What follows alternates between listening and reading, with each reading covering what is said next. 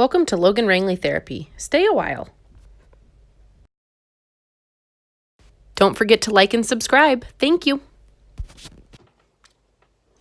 Hello. Welcome back to episode 2 of the 2019 Wellness Series. I hope you guys are having a wonderful week and that you've started out your morning routine. You've started to understand what behaviors you have that lead to your morning routine, and that you've hopefully started to implement some of the stuff that we've talked about. I wanted to check in and see how you guys have been doing with your journaling and with tracking your own thoughts and behaviors around your morning routine, and if you've been able to practice or implement anything. So if you want, please shoot me an email, loganlevymft@gmail.com, or you can subscribe and contact me through there. And and I would love to see how you guys have been doing.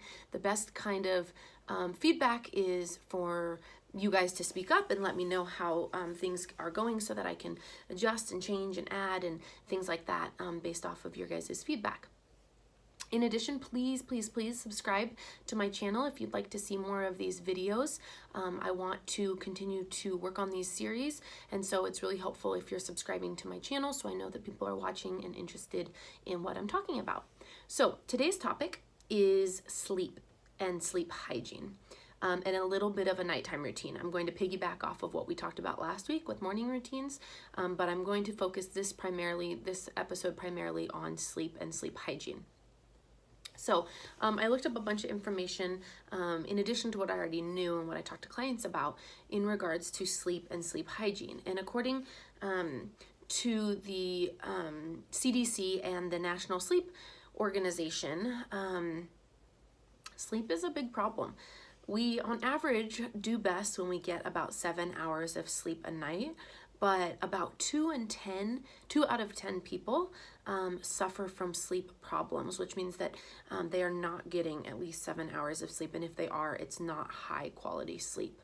Women tend to lean more towards insomnia, and men tend to lean towards more of sleep apnea, but either way, we're having trouble with sleeping. There are a lot of different things that can contribute to that, and we'll kind of talk about ways that could potentially help our sleep. But the biggest thing to know is that sleep hygiene is really important. And when we struggle with sleep, it can definitely contribute to our mental health, and it can definitely lead to chronic health problems if we can't get our sleep under control. I do want to preface that I am not a doctor, and I did not do my research in sleep, so I'm really only touching on very broad and common topics in regards to sleep. But as a marriage and family therapist, it is really important that we focus on the biopsychosocial perspective of a more holistic approach. And so when we have people coming in with anxiety and depression or stress or trauma, we don't want to disregard important things, one of those being sleep. When we are depressed, we might sleep a lot, or we might not sleep very much. When we're anxious, again, we might have trouble sleeping, or we might want to sleep to avoid things.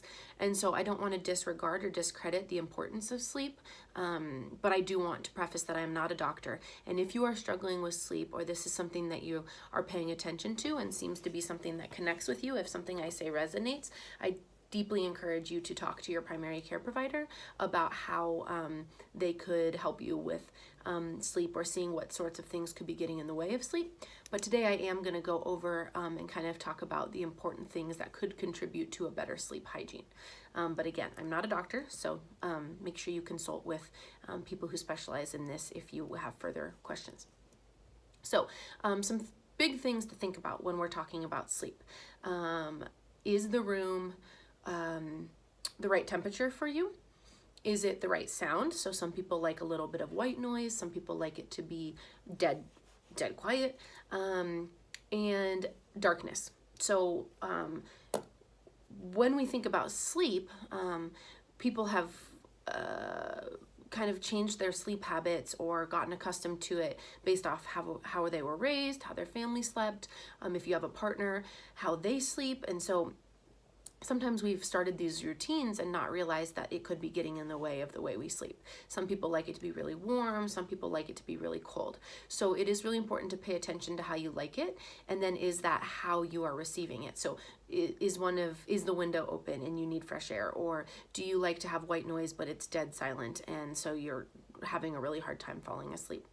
So I would encourage that be the first thing we pay attention to when we are talking about sleep and sleep hygiene, and paying attention to the room that you're in and how that room can be set up to help you sleep.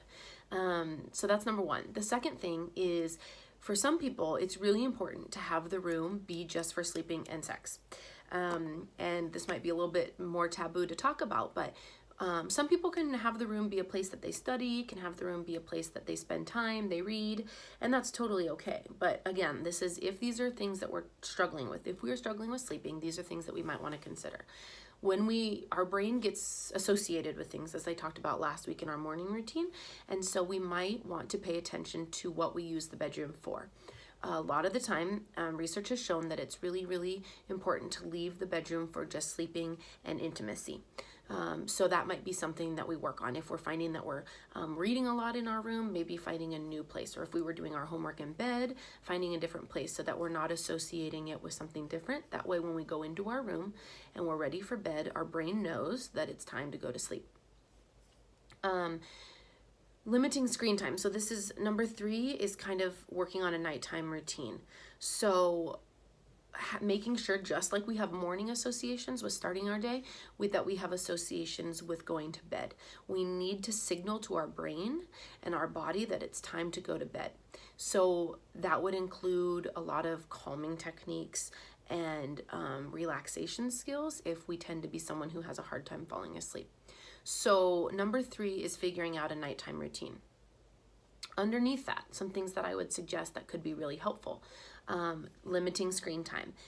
If we are on our phone a lot, again, in our bed or right before bed, our brain has a really hard time shutting off. If we are going to be on our phone or our computer, and that's how it has to happen before we go to bed, make sure you get the blue light glasses so that our brain and our eyes are not taking in all of the screen.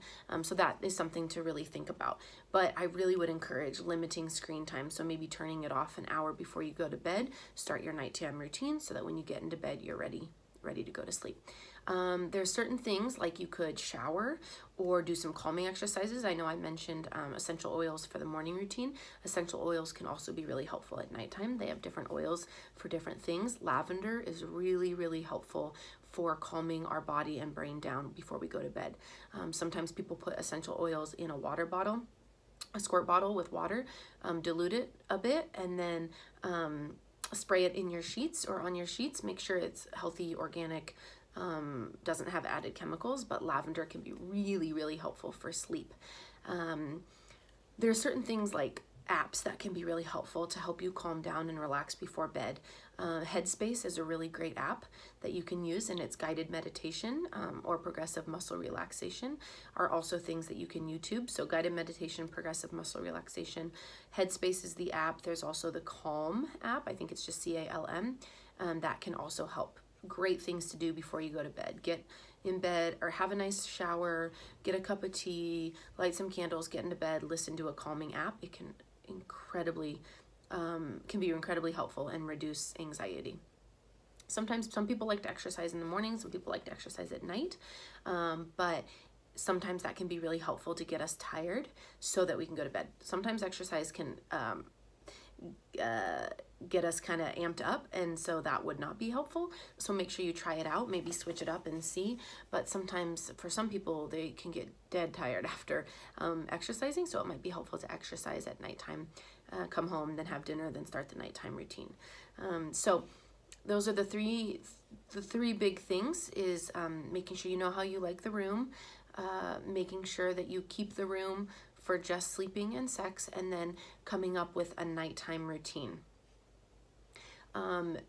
Then if those sort of things aren't working and we're still struggling with sleep, it would be really important to consult your primary care provider and see if there's anything else they suggest.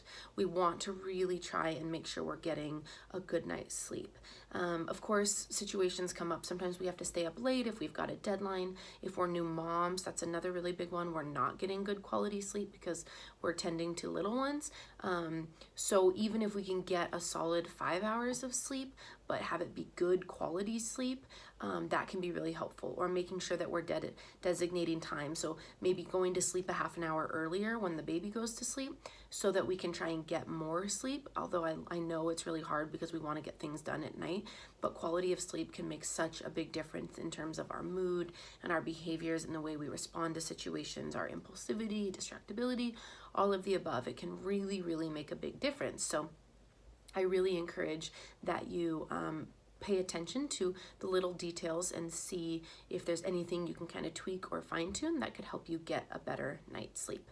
I'm sure there's a lot of other things that contribute as well. So if you have any, please comment down below. I'd love to hear them. But those are my 3 main tips onto what can really help get a good night's sleep. If you are subscribed to the newsletter and are doing this series with me, I will be sending out an email as well, which includes a lot of this information I just shared, as well as your homework for the week and what I would like you to work on to try and make sure that you're getting a good amount of sleep. Have a wonderful week and enjoy week 2. Continue with your morning routine, please, as well as focusing on a nighttime routine and getting better sleep. And then I will check in with you next week. Have a great day.